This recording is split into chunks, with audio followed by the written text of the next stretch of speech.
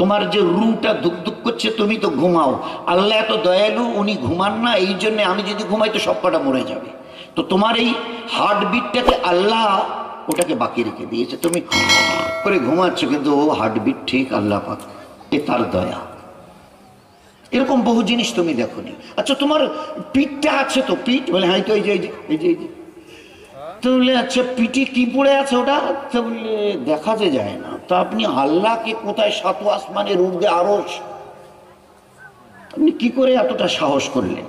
সাহসের তো একটা সীমা থাকবে, একটা লিমিট থাকবে কথা বলা। যে মানুষটাকে আল্লাহ নিজের পিঠটা দেখার, নিজের চোখের সামনে নাকটাকে দেখার আল্লাহ ক্ষমতা দেয়নি। মাথার উপরে তাকিয়ে দেখো না সূর্য কতটুকু, একটা ভাত খাওয়া থালার মতো, আসলে তাই বলো। তো এই জন্যে ওসব তো আল্লাহ পাক এই জন্য নবীকে রসুলদের দিয়ে আল্লাহ পুরো জিনিসটাকে আল্লাহ একদম দেখিয়ে দিয়েছে। তুমি মায়ের পেটে এতদিন ছিলে, 10 মাস 9-10 মাস, ফের এই দুনিয়ার পেটে এসে তোমাকে 60, 70, 80, ফের তারপরে কবরের পেটে কেয়ামত পর্যন্ত একটা লম্বা টাইম, আর একটু লম্বা টাইম, তারপরে কেয়ামতের মাঠ 50, কোরআন বলছে 50,000 বছর।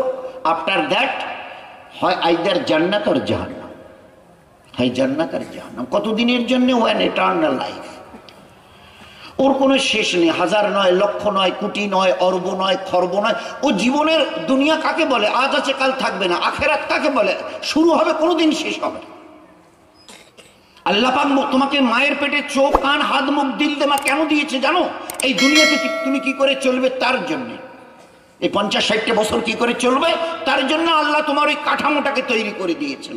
দুনিয়ার পেটে, আসমানের নিচে, জমিনের উপরে তোমাকে 60-70 বছর কেন ছেড়ে দিয়েছে জানো? কেন একবার ভেবে দেখেছো, জিজ্ঞাসা করেছো তোমার বানানেওয়ালাকে কেন পাঠিয়ে দেওয়া হলো এখানে 60, 70, 80, 90, 100 বছর? যে মরণের পরে আরেকটা জীবন আসছে। প্রথম ফার্স্ট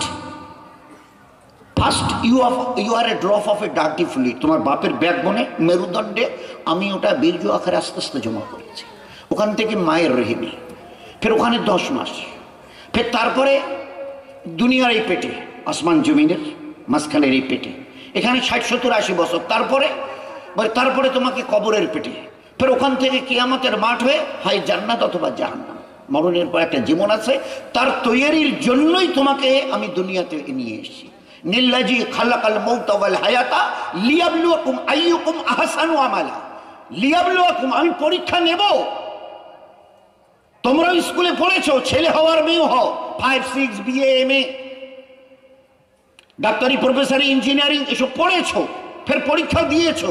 আমি আল্লাহ হায়াত দিয়ে লিয়াবলুয়াকুম পরীক্ষা নেব। কি পরীক্ষা নেবেন? আইয়ুকুম আহসানু আমালা, কি কত ভালো আমল নিয়ে দুনিয়াতে চলো। জীবনের দুটো দিক, হয় তুমি ভালো আমল করবে অথবা তুমি মন্দ আমল করতে তুমি বাধ্য হবে। কিন্তু দুনিয়া এমন একটা জায়গা, এই দুনিয়াওয়ালারা তোমাদের ভালো আর মন্দের সহি সুষ্ঠু বিচার কোনোদিন হয়নি, কিয়ামত পর্যন্ত করতে পারবে না। ওদের আইডিয়া মোতাবেক একটা কিছু জাজমেন্ট দিয়ে ছেড়ে দেবে।